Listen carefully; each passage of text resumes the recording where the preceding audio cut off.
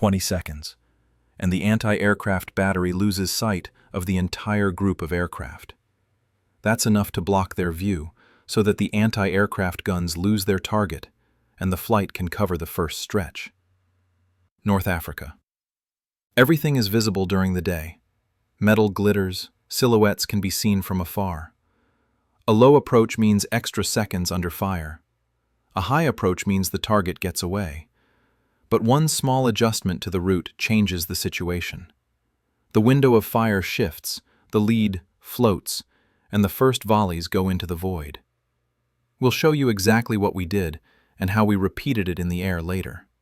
First, the conditions, the numbers, and why the usual patterns didn't work for weeks.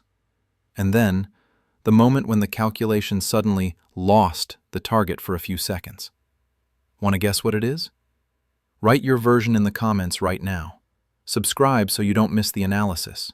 In the middle of the video, we'll show the timing frame by frame, and at the end, we'll give you a simple card on how to apply it safely. Let's go. The desert of North Africa. The airfield is a spot in the sand, a dirt runway, canisters, scorched edges of the tarmac. The runway is short, surrounded by dusty ruts. It doesn't get any safer at night.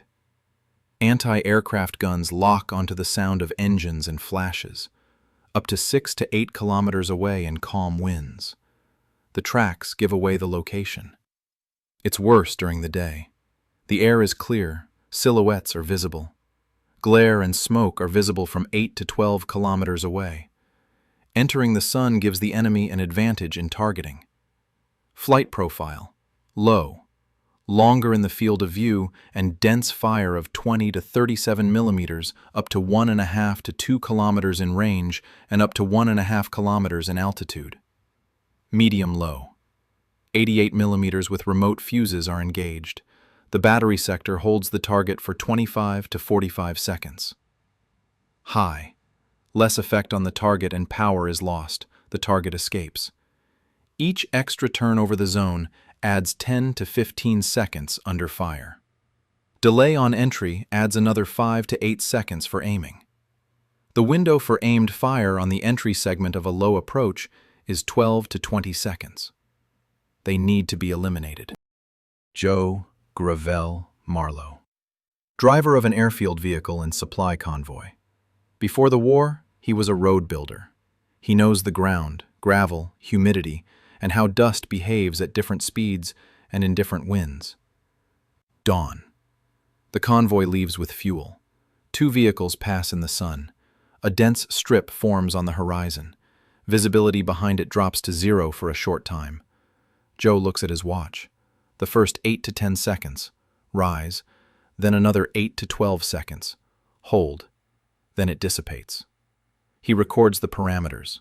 Truck speed 35 to 45 kilometers per hour. Dry track. Dust lasts longer after night dew. Almost does not work. Crosswind more than 5 to 6 meters per second. Blows away the curtain. The angle against the sun increases the glare. The idea is simple. 2 passes with a time lag recharge the curtain and extend the blind window to 18 to 22 seconds. The first raises it, the second prolongs it. If synchronized with the entry of the link, the battery loses its aim at a critical point. Joe makes notes in his notebook. The interval between vehicles is 7 to 8 seconds. The distance of the route from the lane is 400 to 600 meters, and the work is strictly parallel to the line of fire. Dust is not garbage. It is working material if you set the speed, direction, and timing. Dust works according to a simple pattern: source, lift, retention, decay. On a dry track, particles are lifted by the flow from the wheel and the turbulent wake of the body. At a truck speed of 35 to 45 kilometers per hour and a wind speed of up to 3 to 4 meters per second, the dense fraction stays low, while the fine suspension rises up to 3 to 5 meters. A full-fledged wall forms 8 to 10 seconds after the passage and lasts another 8 to 12 seconds until it is cut by the wind. The result is up to 20 seconds of camouflage under normal dry soil conditions. The task is to superimpose this window on the entry segment, where the anti-aircraft gun gets a visual bearing. If the silhouette and glare are covered, the sight floats. The gunner sees noise and dust, but cannot maintain the angles of advance. Any delay in sighting is cut from these 20 seconds. The curtain construction scheme. The first machine lifts the main mass. The second passes through 7 to 8 seconds in parallel, recharges the curtain, and evens out the density. With a crosswind of up to 5 to 6 meters per second, the route shifts to the windward side so that the dust is blown towards the batteries and not onto the runway or the approach. The distance from the runway is 400 to 600 meters. This is safe for takeoffs and for filters standing on the taxiways. Time reference. The first vehicle starts at T-20 seconds, relative to the entry point of the formation. The second starts at T-12. By T-10, the curtain has reached its maximum. By T+10, it disperses to a safe density. The formation passes through the entry segment while the calculations are deprived of a stable picture. Visual logic for the pilot. The landmark is a clear vertical edge of dust relative to the target line. Entry is at the outer edge of the curtain without diving into the dense suspension. The task is not to hide, but to deprive the enemy of accurate targeting for a critical 12 to 20 seconds. Dust curtain rules. First, a dry track is needed. After dew or rain, the effect is almost zero. Second, passing against the sun increases the blinding effect. The dust creates a white wall, and the glare from the target disappears. Third, 2 layers are better than 1. 1 pass is a short window. 2 passes are a stable 18 to 22 seconds. Fourth, the 20-second window is calculated for a low-speed pass. If the profile is different, shift the T. Joe's working note. Double pass. 18 to 22 seconds blind. Turn in at 12 seconds. The interval is fixed. Shifts are only for wind and the actual speed of the column. Field runs are performed on a dusty road along plantations, 500 to 600 meters from the runway. Markings are placed every 100 meters. 2 identically loaded trucks with identical tire pressure. A stopwatch is placed on the dashboard, and a curtain life timer is recorded on video. First launch. Interval between vehicles 5 seconds. Speed 40 kilometers per hour. Crosswind 3 meters per second. The first truck raises a trail, and by the 8th second, a strip appears. But the second truck enters too early. The layer does not have time to settle. The curtain breaks, and the camouflage lasts 11 to 12 seconds. We increase the interval. Second launch. 7-second interval under the same conditions. The dust stabilizes by the 9th second. The second pass recharges the layer. The timer records 17 to 19 seconds before rarefaction. The edge wanders due to gusts. The route is shifted 10 meters windward. Third launch. Morning dew. The top layer is wet. Interval 8 seconds. Speed 45 kilometers per hour. The dust does not stick. The curtain is low. 8 to 10 seconds, and it breaks up. The conclusion is clear. After dew or rain, the method does not work. Fourth launch on dry ground. Interval 8 seconds. Speed of the first 40, the second 42 kilometers per hour. Wind 2 to 3 meters per second. Full wall by 8 to 10 seconds. Maximum density from the 10th to the 20th. Total window 19 to 23 seconds to safe clearing. The tail moves towards the supposed battery. This is what we need. The effective speed is tested. At 35 kilometers per hour, the lift is weaker. The height of the suspension is 2 to 3 meters. The window drops to 14 to 16 seconds. The working speed range is 40 to 45 kilometers per hour. They try to increase the front. 2 parallel tracks with a 10-meter gap and a synchronous second pass after 7 seconds give a wider but sparse strip, which breaks up faster. Conclusion. It is more effective to build up layers in time rather than in width. Signals and synchronization are via radio and a common timer. The start commands for the first and second machines are tied to a single countdown. Control is via video and stopwatch, and the marks are recorded in a log. Additional observations. Old, well-trodden tracks work better. The fine fraction has already been knocked out, and dust rises faster. Fresh gravel produces stones and little suspension. The effect is weak. In winds over 6 meters per second, the curtain drifts too quickly to the side, and the window falls below 12 seconds. In gusty winds, the interval between vehicles is increased to 9 seconds to restore density. Airfield safety. The convoy moves strictly parallel to the runway, at a distance of 400 to 600 meters. Taxiways and parking areas are outside the trail. After each launch, the pavement and filters of the equipment in the parking area are inspected. No comments. Conclusion. Operating parameters confirmed. Dry track, speed 40 to 45 kilometers per hour, interval 7 to 8 seconds, wind up to 4 to 5 meters per second, preferably in the anti-sun sector.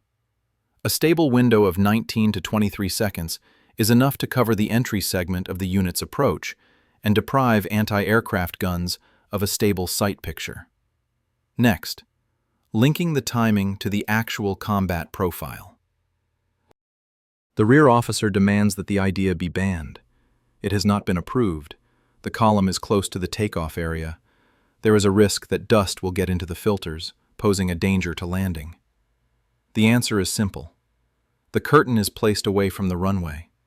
The route is 400 to 600 meters away, strictly parallel.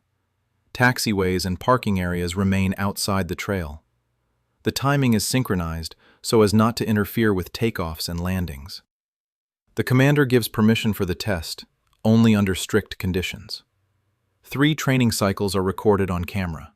After each run, the filters of the control equipment are inspected, and the dust concentration at the edge of the runway and at the parking areas is measured. If even one filter burns out, or the readings exceed the threshold, the test is terminated. Safety rules are recorded in writing. Permissible wind speed is up to 5 meters per second. If gusts exceed this, the test is canceled. Wind direction is only in the empty sector to ensure that the plume drifts away from the runway. The first machine starts 20 seconds before the group enters the fire sector, the second 12 seconds before. The dispatcher counts down the time, and commands are given over a separate radio channel. Any desynchronization means stop.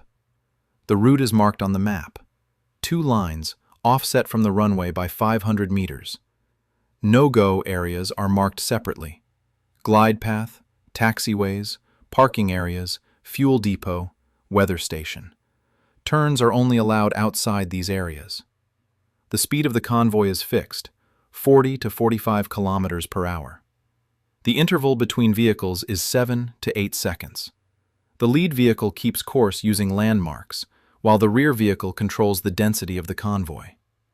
Restrictions for the airfield. While the curtain is in operation, there is no movement on the runway. The dust window ends at least 10 seconds before the nearest takeoff or passage. Ground equipment that could theoretically get caught in the trail stands with its engines shut off and filters closed.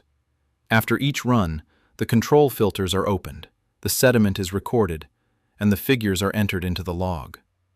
Control points around the perimeter: runway edge, middle of the taxiway, edge of parking areas, landing end. Each has an observation post and a device for counting particles. The goal is to confirm that the concentration at the edge does not exceed the desert background and does not increase towards the parking areas. The criteria for immediate cancellation are announced in advance: a change in wind direction towards the runway, a drop in convoy speed below 35 kilometers per hour, a broken interval, a drop in visibility at the edge below the threshold. The commander sums up the results. 3 cycles have been completed without incident, and, according to the figures, we are cleared for combat use. Any failure means the plan is canceled. Training is all about timing and discipline. The pattern is simple and repeated until it becomes automatic. The starting point is T. 20 seconds before entering the firing zone, the first column starts. 12 seconds later, the second column starts to reload the curtain. 10 seconds later, the formation approaches the entry point. Next, it makes a low pass parallel to the line of fire, staying on the outer edge of the dust. The goal is to pass through the entry section while the anti-aircraft guns' sighting and lead are blurred. The pilots have a clear prohibition: do not dive into thick dust. Fly sideways along the edge to maintain visibility and engine parameters. The lateral shift from the edge is 100 to 150 meters. The altitude is 50 to 80 meters above the terrain at the entrance, without sinking below the relief. Speed on the profile is 300 to 350 kilometers per hour, so that the window is actually covered for 20 seconds. Intervals in formation are 2 to 3 seconds between sides, without accordioning. Signals are only short and clear. Green smoke means the first column has gone. Yellow, the second is ready, 10 seconds to entry. Red, cancellation, any factor outside the tolerances. The wind has changed. Intervals have been disrupted. There is traffic in the lane. Radio, minimal. Dust 1, go. Dust 2, go. Abort. Commands are duplicated with flares in case of communication failure. The ground crew gives the pilots a visual reference point. They clearly show how the dust covers the horizon. Pilots train to catch the moment of maximum density, from the 8th to the 20th second after the first pass. Entry is during this interval. If they are late, they should not try to catch up at the cost of sinking and unnecessary turns, but should switch to the reserve profile. Training takes place in a dry approach cycle, without combat drop. 2 runs of the column, 1 approach of the link. Between cycles, 2 minutes for dust to settle and to check the perimeter. Control points for pilots: the edge of the curtain, a landmark on the ground, the time mark from the dispatcher. If there is no green light by the moment of T-10, the link remains at the waiting altitude. Nuances are recorded. Against the sun, the curtain is visually brighter, making entry easier. With a crosswind, the entry point shifts 50 to 70 meters to the windward side. With gusts, the interval between columns is increased to 9 seconds, and pilots are notified of the correction in advance. After each cycle, they analyze the video. They look at whether the entry coincided with the maximum height of the curtain, whether the side shift was maintained, and whether there were any entries into thick dust. Mistakes are corrected immediately. The goal is for everyone in the team to read the timing of the curtain as a reflex. Daytime. The sun is low. The crosswind is almost beyond tolerance limits. The timing remains the same. The first column raises the wall, and after a short pause, the second reinforces the layer. The ground team confirms. The edge is even. The trail is pulling into the empty sector, not onto the strip or into the exit corridor. The unit approaches the entrance and moves low, parallel to the line of fire, along the outer edge of the dust. They do not dive inside the curtain. Lateral shift. About 120 meters from the edge, height 60 to 70 meters above the ground, speed approximately 330 kilometers per hour. The intervals are kept constant, 2 to 3 seconds between sides. The dust rises quickly and lasts about 17 to 19 seconds. This is enough to cover the sector of the first battery and disrupt the firing. The flashes show that the first volleys are falling behind and above, and the correction is late. The radio communication is brief, without chatter, only confirmation of the launch of the columns and entry. The group steps over the first line of fire without dipping or turning over the batteries. Next, brief work on the targets. Observers record several direct hits at the firing positions and a fire in the warehouse. One vehicle returns with superficial shrapnel marks on the bodywork, without leaks or system failures. During the debriefing, the figures are checked. The maximum density occurred at the moment of entry. There was no direct anti-aircraft fire until the middle of the window, and the exit was already in a clear corridor. The conclusion is simple. Under these conditions, the curtain provides the necessary seconds and reduces the density of fire on entry. The decision is to leave the scheme in the combat schedule in moderate winds and low sun. The variable wind disrupts the plan. The trail drifts to the side, and bright windows appear in the curtain. On one approach, the anti-aircraft guns manage to feel the silhouette through the gap and fire.